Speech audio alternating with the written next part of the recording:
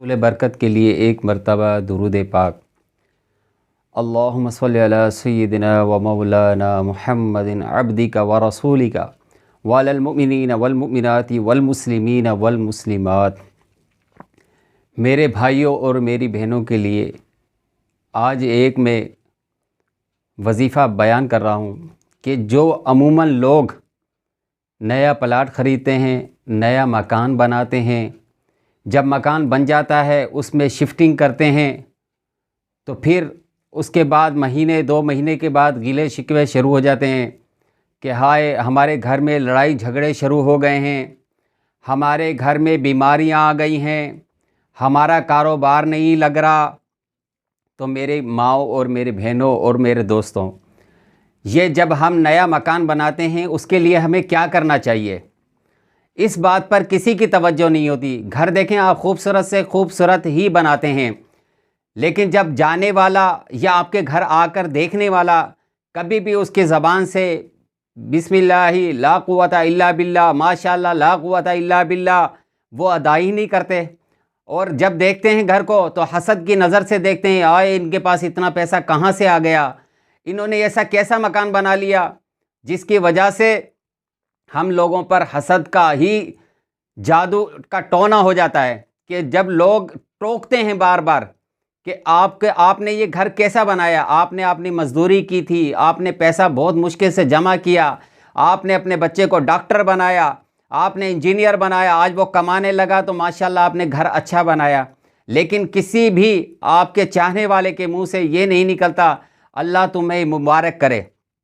मेरे भाइयों और मेरी बहनों, जब आप नए मकान में शिफ्ट हों तो सबसे पहले कुछ अमल आपको बताता हूं, वो किया करें। जब आप करेंगे तो इंशाअल्लाह आप इन सब चीज़ों से महफूज रह जाएंगे। क्या है कि जब घर बन रहे होते हैं तो शयातीन के टोले हमारे यहाँ से गुजर रहे होते हैं, जब उनको जगह दिखती है तो वो आकर उस घर में शिफ्ट हो जाते हैं। फिर उसके बाद वो आपको तरह तरह की तकलीफ़ें देते हैं कि बीमारियां हो जाना, घर में लड़ाई झगड़े का हो जाना, घर में रोज़गार का ना आना, क्योंकि वो आपको परेशान तो करेंगे। फिर वो परेशानी की वजह से आप मकान बेचकर कहीं और चले जाते हैं। तो मेरे भाइयों और मेरी बहनों, आपको मैं बताता हूँ, आप नोट फरमा लें कि जब आप मकान में शिफ्ट हों तो आपने खुद ही घर के जितने अफराद हैं, 2 हैं, 4 हैं, 10 हैं, यासीन शरीफ पढ़नी है, और वो भी 81 मरतबा यासीन शरीफ बैठकर जमा होकर पढ़ें। फिर उसके बाद आपने 11 मरतबा आपके मकान के चारों कोने होंगे, चारों कोनों में आपने जाना है, एक एक कोने में आपने 11 मरतबा आयतल कुर्सी पढ़नी है।